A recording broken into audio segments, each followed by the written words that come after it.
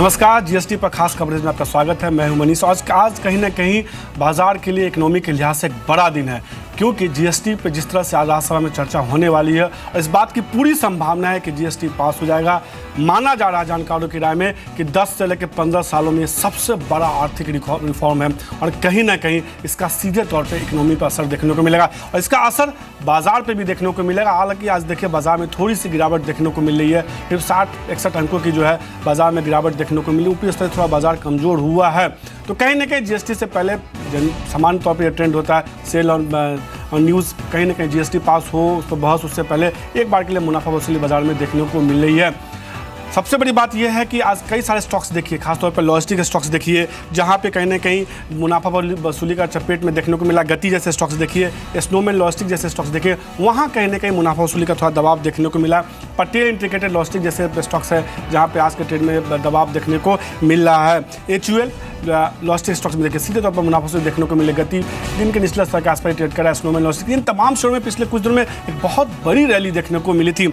इसके अलावा देखिए FMCG स्टॉक्स में, HUL में आज मुनाफा वसूली देखने को मिले सीधे तौर पे। ITC देखिए, वहाँ एक मुनाफा वसूली देखने को मिली। आज के ट्रेड में दबाव देखने को मिला। माना जा रहा है कि सिगरेट कहीं ना कहीं महंगा होता हुआ दिख सकता है और इन कंपनी की आमदनी का, खासतौर पर ITC की आमदनी का एक बड़ा हिस्सा जो है सिगरेट सेगमेंट से आता है। इसके अलावा पेंट कंपनियां देखिए, वहाँ एक अच्छी खरीदारी देखने को मिले, क्योंकि जीएसटी से सीधे तौर पर उसको फायदा होता हुआ दिखेगा। इन तमाम अलग अलग सेक्टर्स, तमाम शेयरों पे हम अगले आधे घंटे में चर्चा करेंगे। साथ ही इन कंपनियों के मैनेजमेंट के हमारे साथ जुड़ेंगे, जो ये बताने की कोशिश करेंगे कि जीएसटी जैसे ही लागू होगा, भले FY 18 से बात की जा रही है कि लागू हो सकता है, लेकिन उससे पहले जानने की कोशिश करेंगे इन कंपनियों के टॉप लाइन, बॉटम लाइन, यानी कि मुनाफे में कितना सुधार देखने को मिल सकता है, सेल्स कितने बेहतर होते हुए दिख सकते हैं। लेकिन सबसे पहले बाजार पे बात करते हैं। आज के जानकार ब्रजेश सिंह हमारे साथ जुड़ चुके हैं। ब्रजेश, जिस तरह से हमने देखा कि बाजार में 60 अंकों की गिरावट देखने को मिल रही है, क्या आपको लगता है कि 50 से 100 हम होल्ड कर पाएंगे या एक बार के लिए उसके नीचे भी जा सकते हैं?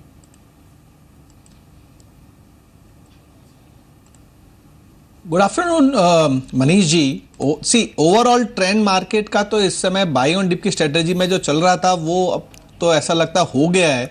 कॉशियस अप्रोच ही रखनी पड़ेगी, क्योंकि cyclic studies as well as indicators indicate कर रहे हैं कि मार्केट एक टॉप आउट लेवल पे हो गया है। इवन अगर जीएसटी बिल पास भी हो जाता है, उसका जो रिफ्लेक्शन है वो पॉजिटिविटी दिखा नहीं रहा है चार्ट के अनुसार। अगर कुछ ऐसा कुछ होने को होता तो मार्केट में एक बार 8700 के ऊपर ट्रेड करने की संभावना बनती, बट वो हो नहीं रहा है।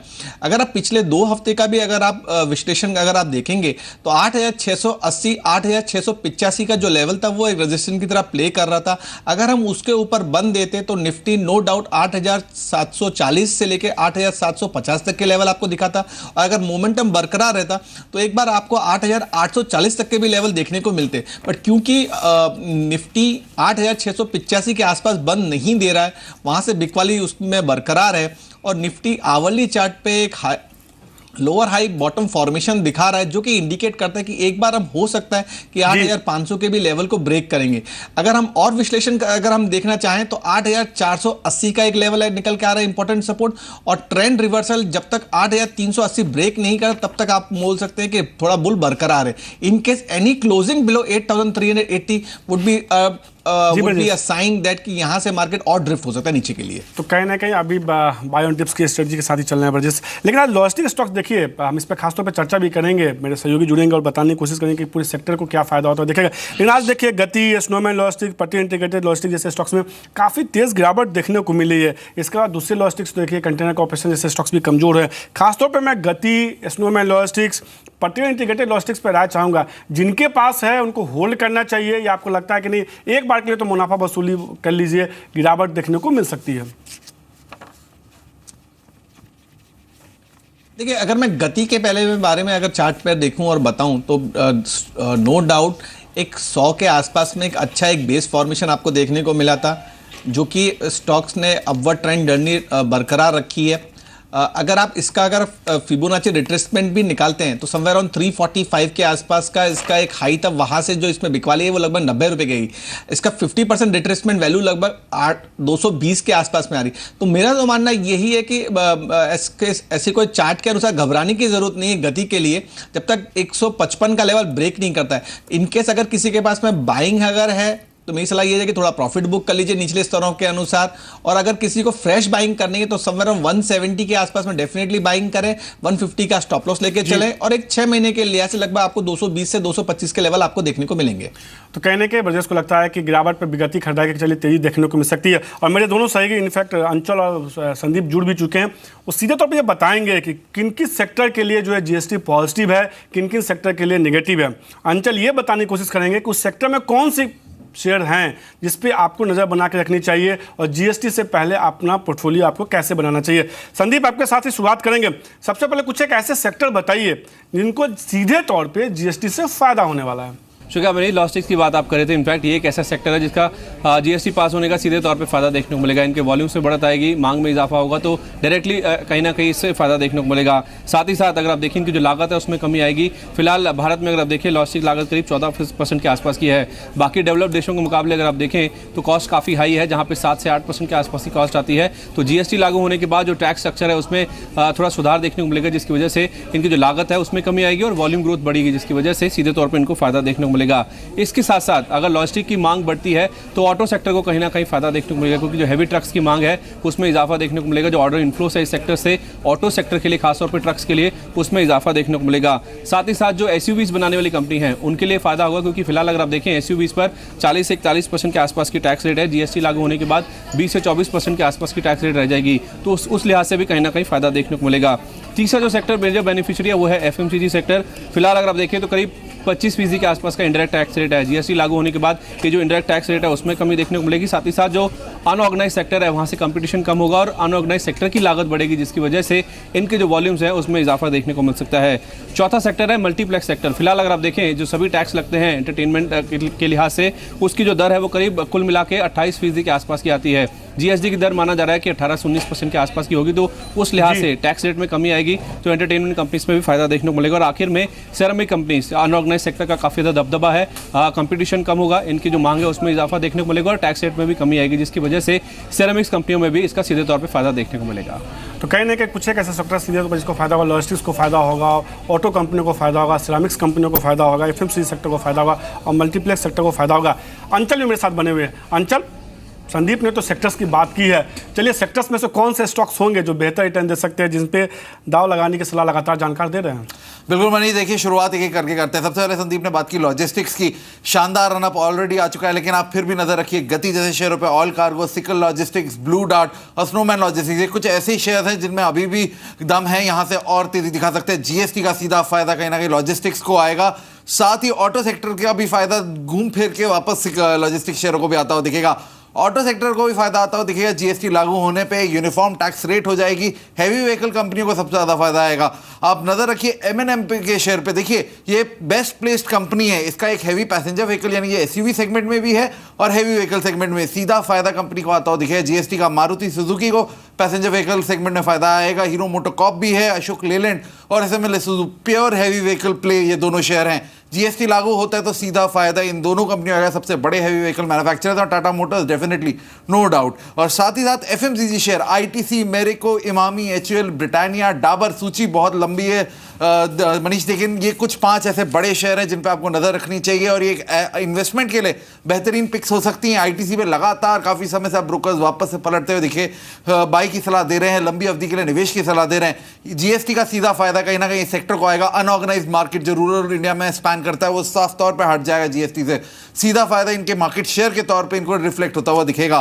साथ ही मल्टीप्लेक्स शेयर, जैसा संदीप ने कहा, PVR, Inox Leisure, Cinemax Industries, HDIL, इसके अलावा एसआरएस, ये सब वो कंपनियां, देखिए एचडीआईएल, एसआरएस के अभी उतनी बड़ी प्रेजेंस नहीं है, लेकिन एक बार जीएसटी यूनिफॉर्म टैक्स फील्ड लाने के बाद ये छोटी कंपनियां जिनका अभी उतना प्रेजेंस नहीं है वो एक्सपैंड करती हुई दिखेगी अपने कारोबार को, क्योंकि अब आप अक्रॉस द बोर्ड देश में कहीं भी मल्टीप्लेक्स खोलेंगे एक यूनिफॉर्म रेट होगा टैक्स का।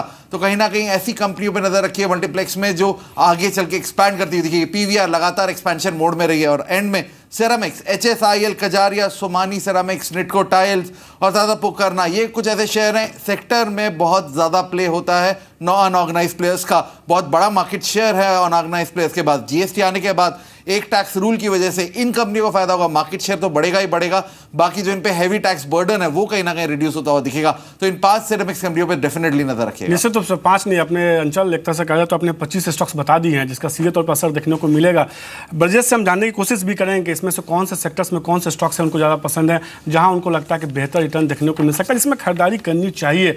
लेकिन एक सेक्टर है जिसका सीधे तौर पर असर होता हुआ दिख सकता है, ऑटो सेक्टर पे जीएसटी का कहीं ना कहीं बड़ा पॉजिटिव असर देखने को मिल सकता है। और इस सेगमेंट में मार्केट लीडर कहीं ना कहीं मारुति सुजुकी है।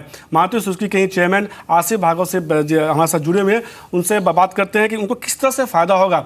सर, थोड़ी देर में ही राज्यसभा में जीएसटी बिल पेश होने वाला है, क्या राय होगी आपकी इस पर? सब लोग यही सोचते हैं कि ये जीएसटी जो है ये हमारी इकोनॉमी के लिए शायद सबसे बड़ा रिफॉर्म का कदम पिछले 10-15 सालों में होगा जी। और इसका हम लोग इतने सालों से इंतजार कर रहे थे। ये लग रहा था कि एक किस्म का ये मिराज बन गया है कि नजर आता है बट आता नहीं है सामने।